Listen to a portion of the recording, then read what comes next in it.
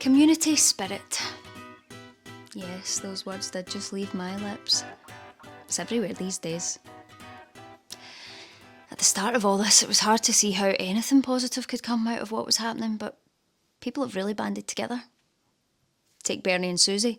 They have put everything into their wellness cafe, which is lovely and all that, but it does start to do your head in when you hear about it 24/7. The Oyster even had a pay it forward scheme where you could buy a hot drink for the person behind you. There was this guy bought me a hot chocolate. Although he did ask for my number, so maybe he had an ulterior motive. He wasn't my type. He was wearing a fleece. It has made me realise how many people need something like that, though. And what's going to happen when we all go back to normal. Don't get me wrong, I am glad to finally have more shifts in here. But do you think all this looking out for each other's just going to dry up and disappear? There's loads of folk round here struggling, one way or another. That's why I started checking in on a few of them.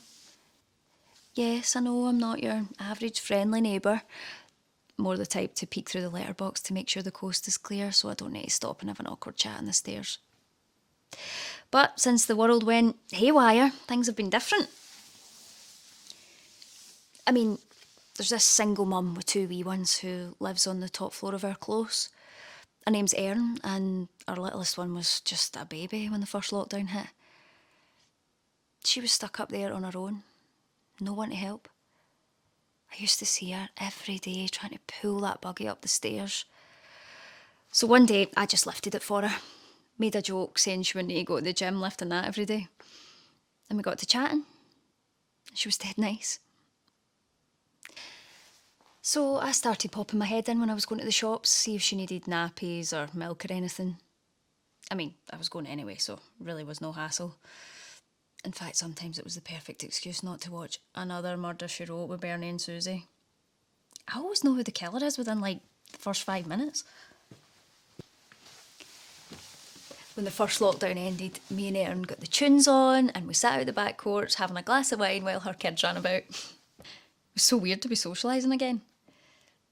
And then it just made sense for me to be in her support bubble, so I could take the wee one sometimes and she could get a break. Although I am never baking a banana bread with a 4-year-old ever again. There was more banana in my hair than there was in the cake. Still, at least it tasted decent. Or maybe Erin was just saying that to be polite.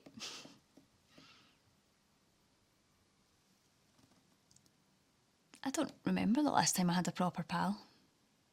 Someone my own age. Someone you can have a laugh with. Someone you can answer honestly when they ask you how you are.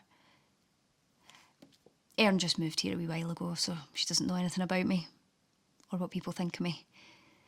She just accepts me for who I am right now. Thinks I'm a decent person.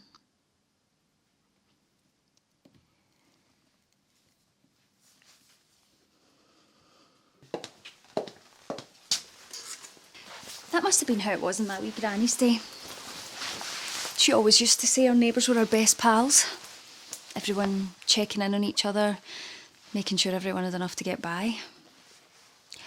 I always thought it sounded a bit nosy. People just opening the door and walking in.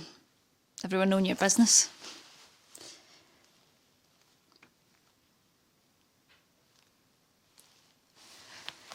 Things have already started going back to how they used to be. Like me going home and scrolling through my phone for hours instead of speaking to actual people. It's been over a week since I caught up with Erin. Before long, we will be strangers who pass each other on the stairs with an awkward smile. Actually, I'm not going to let that happen. I'm going to check in on her right now, see how she's doing.